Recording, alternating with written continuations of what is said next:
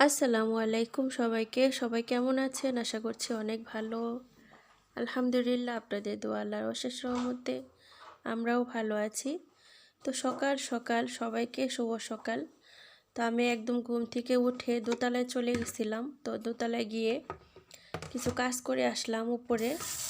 তারপরে নিচে স্যারের কিছু মাথার রুমালগুলা ছিল, তো এদেশে বলে গোজরা, তো এগুলা নিয়ে আসলাম। এগুলি কি হয় আসলে ওনারা মাথার মধ্যে পড়ে। তো এটা ভালোভাবে ধুতে হয় কিছুদিন না, যেমন এখন ভিজাবো, দেখা গেছে সন্ধ্যার পর পর এটা ধুয়ে ফেলবো। তো তার জন্য যে ওনারা যে ওনাদের কাপড়গুলা ধোয়, মাদ্রাসার কাপড়গুলো, তারপর আমার স্যারের কাপড়গুলো, যেই সব কাপড় পরে ওনারা কাজ করে, যেমন বাচ্চারা আছে এই কাপড়গুলো পরে স্কুলে যায়। ওইখানে স্কুলে কিন্তু বাচ্চাদের দৌড়াদৌড়ি, খেলাধুলা অনেক কিছুই আছে, অনেক ময়লা হয়। মানে যে কাপড়গুলো বেশি ময়লা হয় ওগুলো আমরা এই যে কাপড় ধোয়ার রিনুর দিয়ে আমরা ধুই, ঠিক আছে। সাবুন সাইল বলে, এই দেশে বলে সাবুন সাইল। আবার রিনুর হয়েছে আপনারা কাপড় চোপড় ধোয়ার পর যে স্মেলটা আসে একটা শ্যাম্পুর মতো, ওইটা। আর এটা হচ্ছে সাবুন সাইল। তো সাবুন সাইল দিয়ে আমি ইয়াটা ভিজিয়ে রাখবো, গোতরাগুলো। আর এই গোতরাগুলো কিন্তু আমি মাঝে মধ্যে কাপড় মাঝে মধ্যে সব কাপড় চোপড় আমাদের বাসায় আয়রন করতে হয়, একদম বাচ্চাদের সহ বড়দের সব কিছুই। কিন্তু এইগুলো আমার আয়রন করতে হয় না, কারণ এগুলি ওনারা যখন পরে অনেক সুন্দর করে আয়রন করে বাস করতে হয়। সেই বাসটা করতে গেলে সঠিকভাবে হয় না, দেখা গেছে বাস করলাম, তারপরও না কিছুক্ষণ পরার পর ওইটা খুইলা যায়।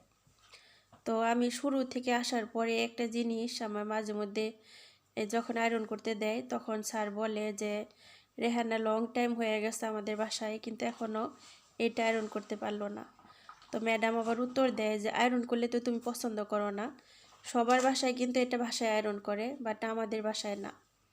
আর আমার স্যারে কিন্তু এগুলি পয়রা বেশিরভাগ সময় উনি স্পেশাল জায়গাগুলো যায়, অফিসের ভিতরে, অফিসে, তারপর ইয়াতে। আর ওনার এইখানে আছে এগুলো হয়েছে মানে উনি যখন এদিক ওইদিকে যায় তখন আছে না, কাজের সময় ওনার একটা অন্য কাপড়গুলো পরে।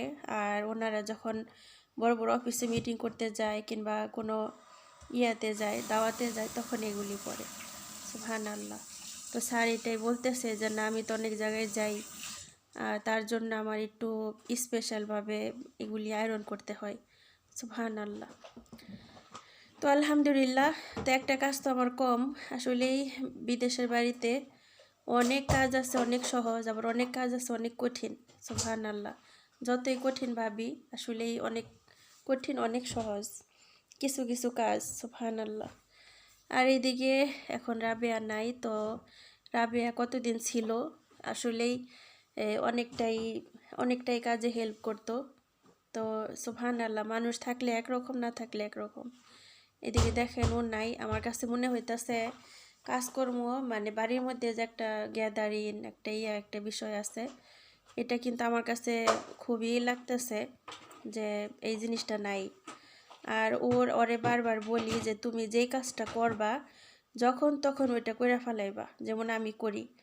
আর তুমি নোংরা করবা না, দেখবা একটা জায়গার মধ্যে একটু সাবান পড়ছে সাথে সাথে মুছে ফেলাইবা, কিংবা একটা নোংরা হয়েছে সাথে সাথে পরিষ্কার করে ফেলাইবা।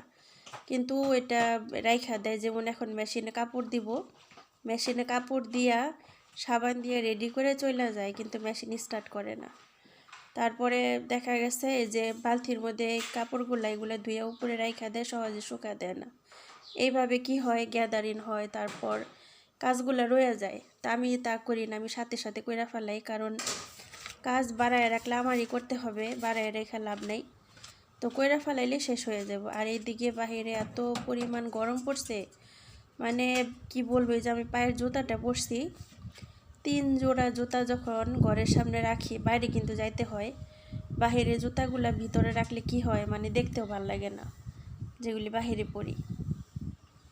তো আমি ঘরের সামনে রেখে দিই, দরজার সামনে 3 জোড়া জুতা, একদম ছোট হয়ে গেছে, মানে এত লম্বা লম্বা জুতাগুলা একদম ছোট হয়ে গেছে গা।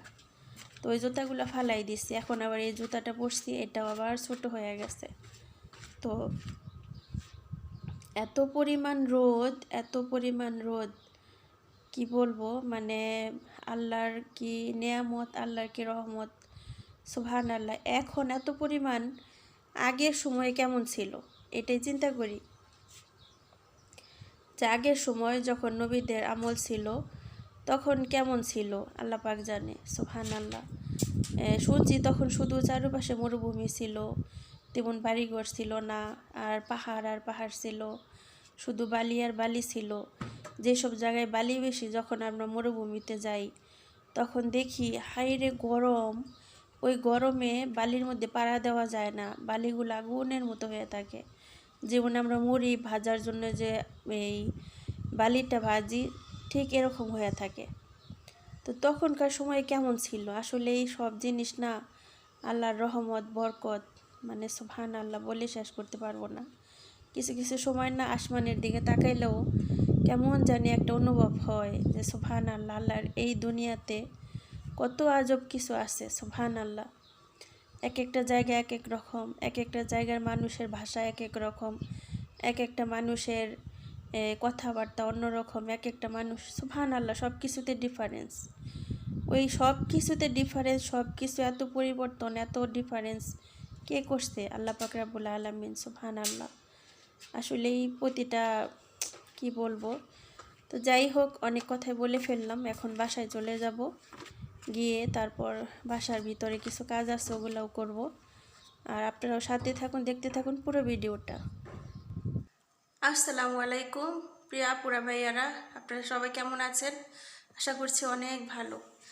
বাইরে এত পরিমাণ গরম, মানে বলে বোঝাতে পারবো না। আমার কি বলবো, এত তাপমাত্রা আজকে তাপমাত্রা এখন বর্তমানে হয়েছে 52, সুবহানাল্লাহ। 52 দেখেন, এখন হয়েছে বিকেলের আগ দিয়া, এখন হয়েছে 52। তাহলে এই মানুষে তাহলে দুপুরবেলা কীভাবে এত পরিশ্রম করে রোদ্রের মধ্যে। যখন 12টা 1টার সময় গেট খুলতে যাই বাচ্চাদের স্কুল থেকে আসার সময়, তখন বিশ্বাস করেন ভিতরে কেমন যেন লাগে, যখন দেখি এই রোদ্রের মধ্যে, তাও একদম এই ইগুলার মধ্যে যে এই রোডের কাজ করে, কি যে গরম। আর একটা জিনিস আমার কাছে ভালো লাগলো, সেটা হয়েছে যে যেমন গরম তেমন সুবহানাল্লাহ, তেমন বাতাস। তো বাতাসটা আসছে বিদায় মানুষে বাইরে কাজ করতে পারে। এই বাতাসটা না থাকলে কেউ কাজ করতে পারতো না রোদের মধ্যে। আর যেই পরিমাণে গরম বাহিরে, যেই পরিমাণ রোদের তাপ, আমি দেখি ইউটিউবের মধ্যে, টিকটকের মধ্যে দেখি যে বাহিরে ডিম ভাজা ফালাই, ডিম ভাজা না ভাত, মনে হয় এটাই বলতে চাইলাম যে বাইরে শুধু ডিম ভাজা না, ভাত যদি বসান বাহিরে চুলা ভাত দিয়া, তেলে মনে হয় এই রোদ্রের তাপে ভাতটাও সিদ্ধ হয়ে যাব। মানে মাঝে মধ্যে অবাক লাগে, সুবহানাল্লাহ সুবহানাল্লাহ, আল্লাহ করিম, বেশ সুবহানাল্লাহ। এত রোদের তাপ। আমার যখন বিদেশে প্রথম আমি আসি, তখন যখন আমি এয়ারপোর্ট থেকে বের হয়েছি, আমার কাছে মনে হইতাছে যে মনে হয় মেশিন দিয়ে আগুনের তাপ দিতেছে, এরকম লাগতেছে, আমি ভয় পেয়ে গেছিলাম। আজকে বাইরে গেছি, এত রোদ্রের তাপ এই সময়ের মধ্যে, তো নিজেই সুবহানাল্লাহ সুবহানাল্লাহ বারবার পড়তেছি যে সুবহানাল্লাহ। এক একটা কান্ট্রিতে এক এক রকম, সুবহানাল্লাহ। আল্লাহর কত নিয়ামত এই দুনিয়াতে, অনেক সৌন্দর্য আছে যেটা আমরা নিজেরাও এখনও দেখি নাই, ফার্স্ট টাইম দেখলে অবাক হয়ে যাই। তো যাই হোক, সবই আল্লাহর নিয়ামত। যতই রোদ থাক, কিন্তু আল্লাহর নিয়ামত ও আল্লাহর রহমত কিন্তু অনেক বেশি। না থাকলে হাজার হাজার প্রবাসীরা বাইরে কাজ করতেছে, এরা কিভাবে কাজ করে? নিশ্চয় আল্লাহর রহমত অনেক। ওই যে দেখলাম যেমন রোদ্রের তাপ, তেমন বাহিরে ঠান্ডা বাতাস, সুবহানাল্লাহ। এই বাতাসেই আল্লাহ পাক সবাইরে ভালো রাখছে। আল্লাহ পাকের রহমত বলে শেষ করতে পারবো না। নূর আজকে সকাল সকাল অনেক আবদার ধরলো, বলতেছে ইয়া করার জন্য, পানকেক বানানোর জন্য। তো পানকেকের ডোটা একটু নরম হয়ে গেছে, একটু শক্ত করতে হইব।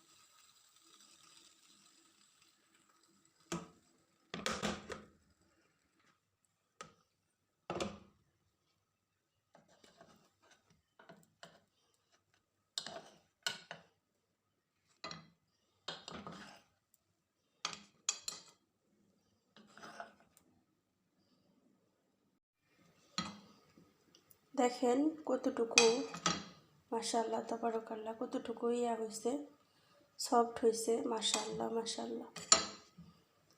এইভাবে করলে আপনারাও দেখবেন একটা সময় বাচ্চারা পছন্দ করবে। তো আমাদের বাসার বাচ্চারা তো অনেক পছন্দ করে। দেখেন মাশাআল্লাহ তাবারাকাল্লাহ।